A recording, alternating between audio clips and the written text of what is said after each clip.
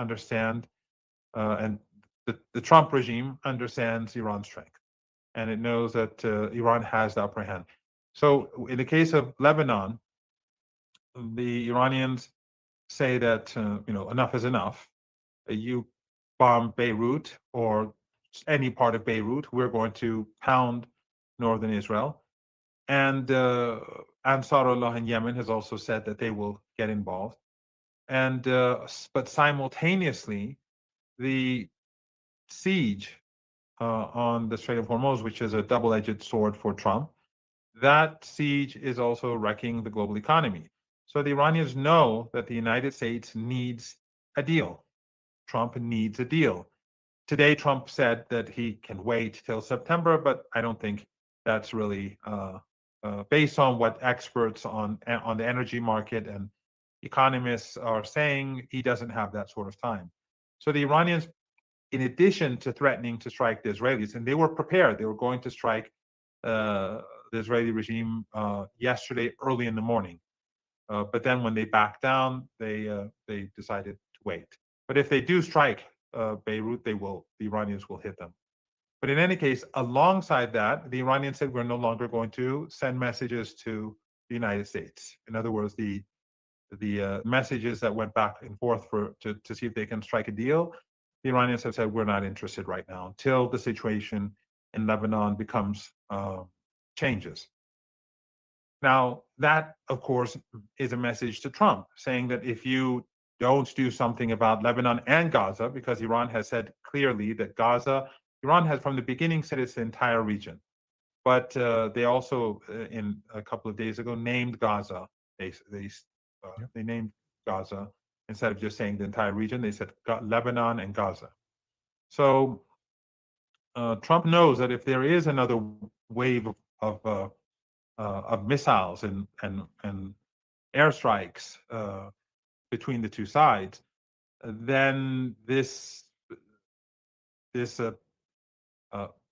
MOU or this potential agreement would go back weeks at least, right. And that would be catastrophic for the U.S. economy. So I think that the Iranians feel that they are in a strong position. Of course, that doesn't mean that the United States will not strike. That doesn't mean the Israeli regime will not strike.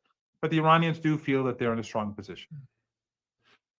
That seems to be your words, Professor Marandi, seem to be backed up by the facts here. And, Donald Trump himself told New York Post, because the New York Post asked him directly, I would play the video, but we can't share audio through this platform. But basically the gist of it was he confirmed, he said those words to Netanyahu.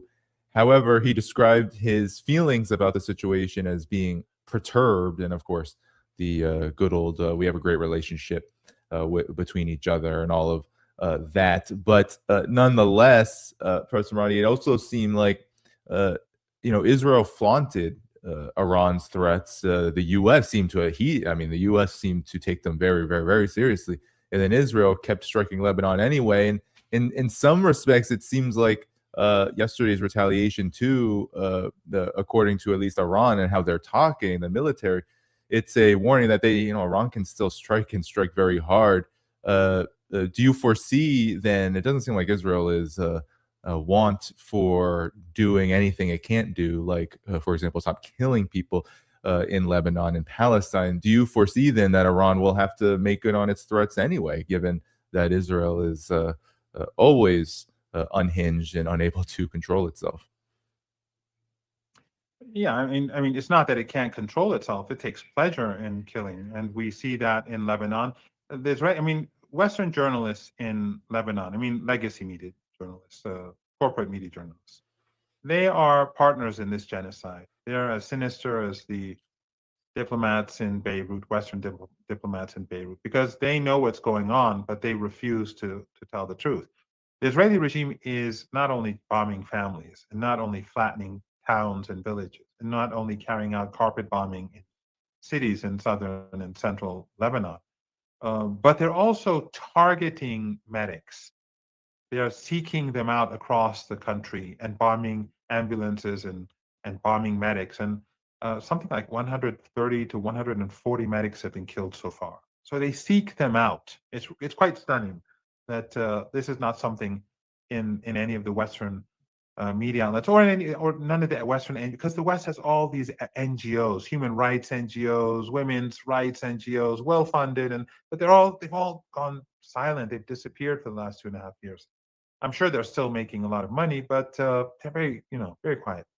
So so the Iranians know that the West supports all this, and Western media, through its silence, is facilitating the genocide, and therefore Iran, they threatened the Israeli regime, and ultimately, if Iran feels that things are going to go too far, it will extend those threats. It will go further, and Iran is not going to allow the Lebanese to be ethnically cleansed.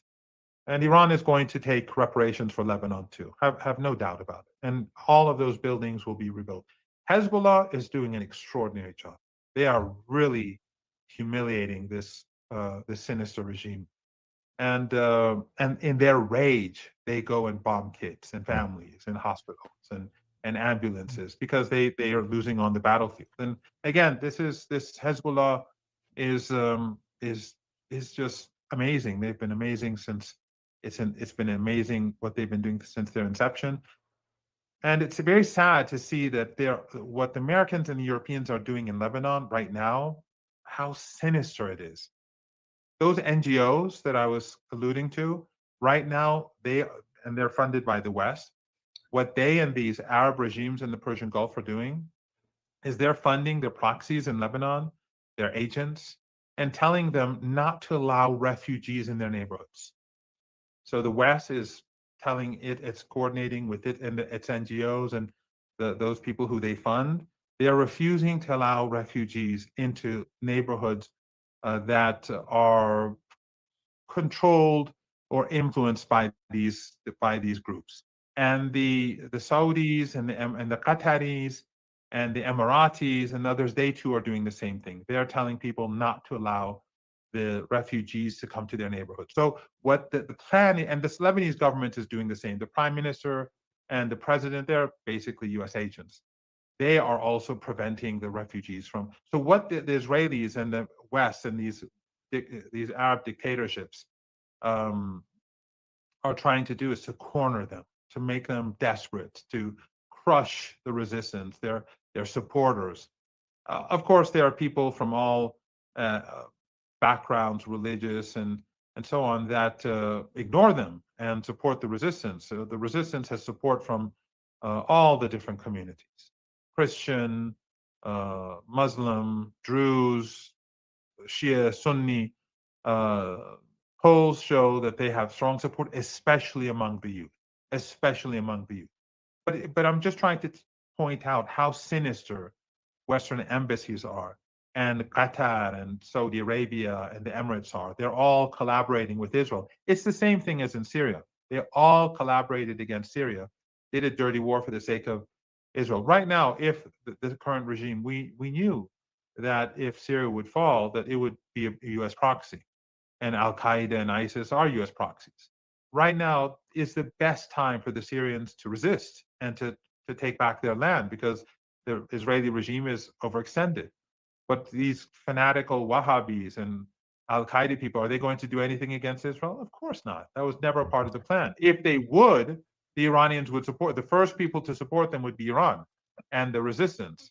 I mean, Turkey under Erdogan would never do anything like that. But Iran would immediately help. But it was obvious that this was not going to happen. So Hezbollah is surrounded by Al-Qaeda and ISIS, by US proxies in Beirut and in Lebanon, and Saudi and Qatari and Emirati proxies, and the Israeli regime. But despite all that, they're battering the Israeli regime on the battlefield. And that is something that history books will be talking about in the decades ahead. This, alongside the defeat of the United States on the battlefield against Iran, I think are the two most extraordinary moments of this region in decades. Even I think it's greater than the 33-day war where Hezbollah defeated the Israeli regime, because this time around Hezbollah is truly surrounded. Yeah, and we are, I think, really witnessing, Professor Marandi, for maybe it's not. It's hard to say what the first time in a conclusion like this really is, but what we are witnessing in very clear view is that neither the U.S. nor Israel, if you take both of these, the U.S. with Iran and Israel with Hezbollah, has no capacity militarily to affect any kind of outcome, and that is certainly historic in many ways.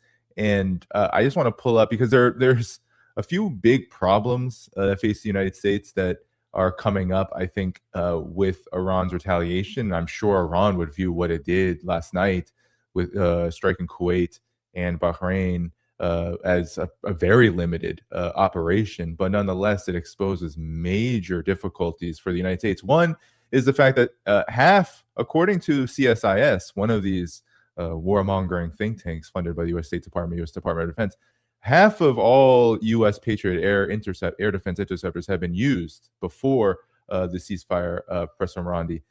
And now there are videos like this coming out of last night's retaliation where Kuwait is using what they have left, these Patriot interceptors, and they're not working well. So every successive retaliation here, this is the Patriot interceptor coming absolutely back down on Kuwait.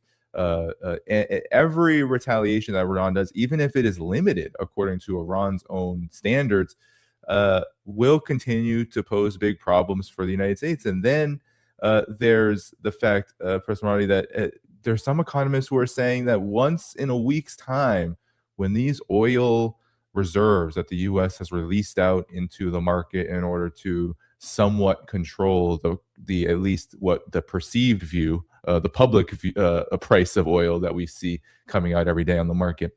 Once that runs out in about a week's time, the real impact of the shortage in oil that has been facilitated by the U.S. and Israeli war aggression will be felt, leading possibly to a recession. So you said Donald Trump said he could wait. Marco Rubio said the same thing, 30, 60, 90 days.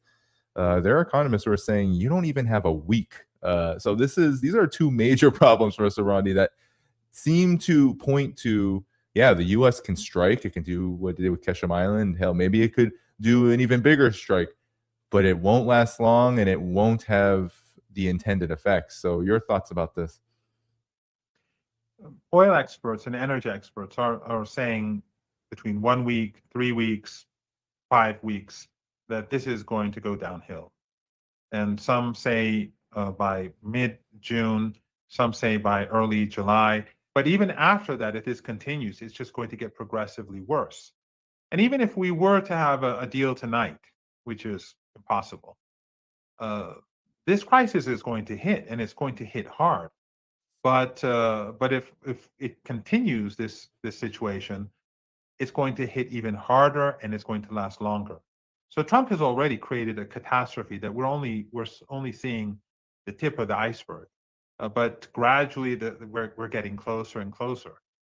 And so the Iranians don't, I've seen this online before. Some people say that Iran wants to sink the U.S. economy. That's not what Iran is seeking to do. What Iran wants is a deal. Iran didn't start the war. Iran didn't start the siege. Iran didn't escalate in the war. Iran never began any war. This is the third time that the United States launches a war against Iran. In 1980, they pushed Saddam Hussein to attack Iran. The West gave him chemical weapons. These Arab regimes that helped the United States against Iran gave Saddam Hussein hundreds of billions of dollars. And ultimately, what did he do in return? He invaded Kuwait, but that's a different story.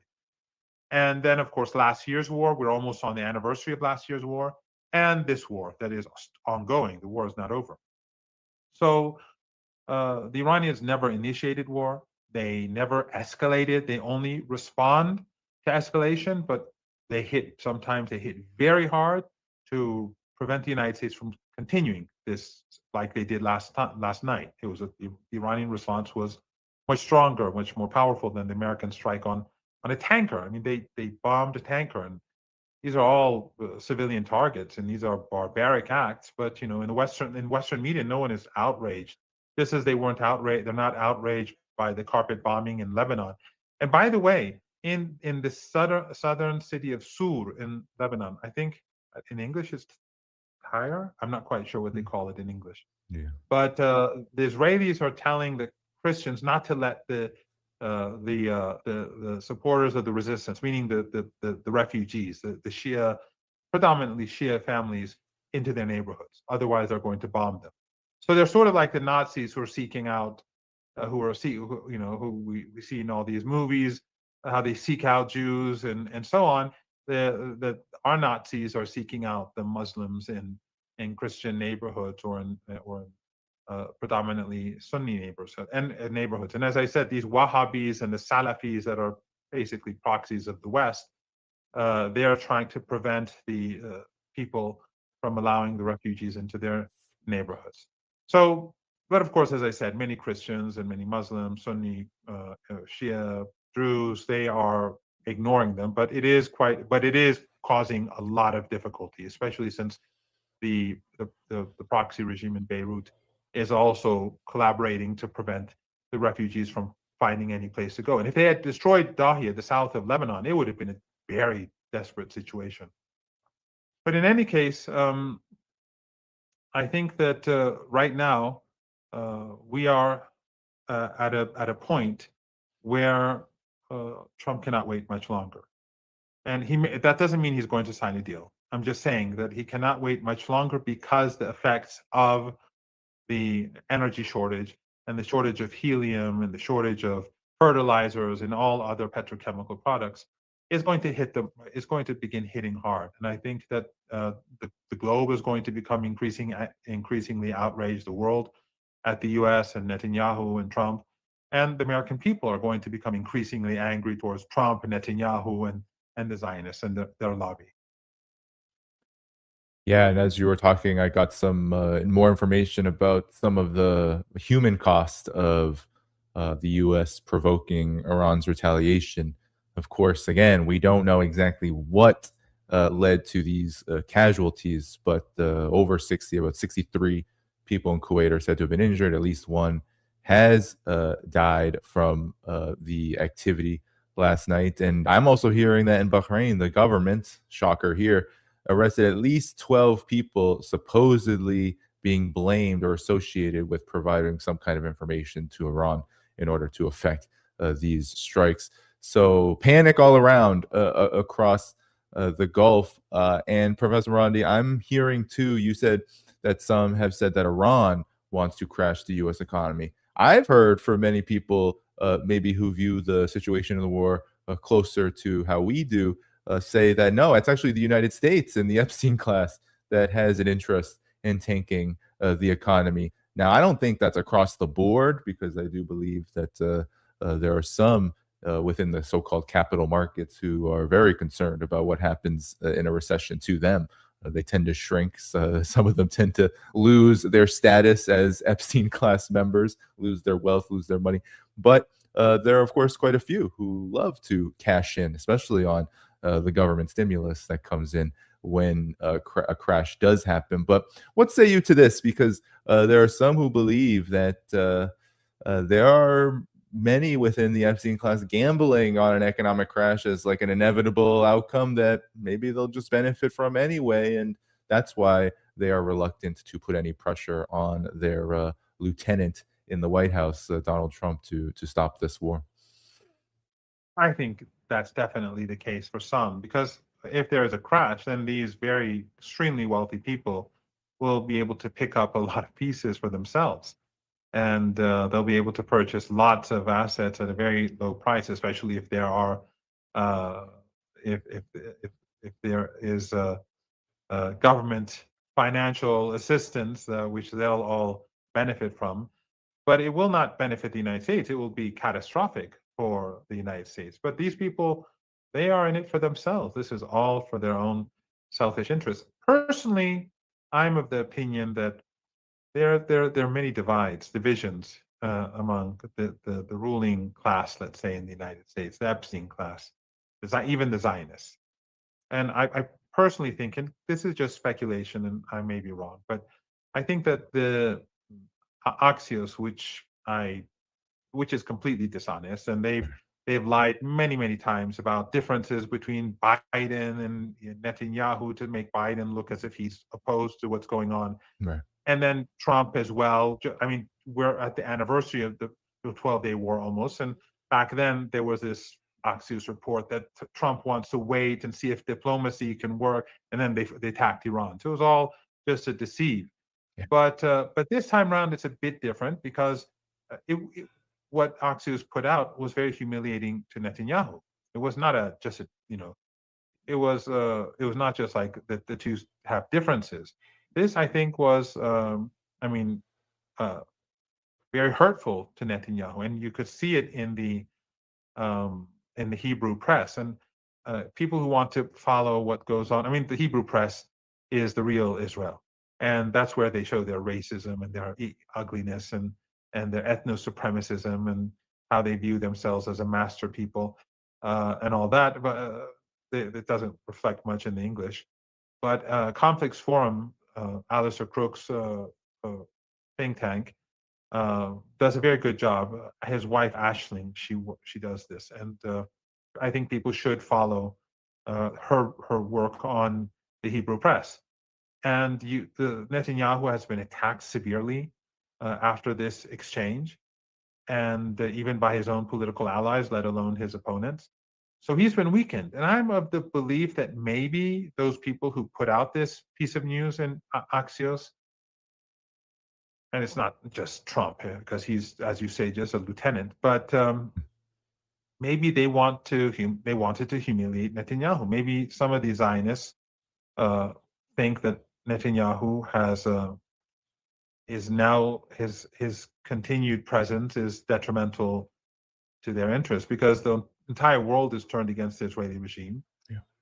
The American people have turned against the Israeli regime, and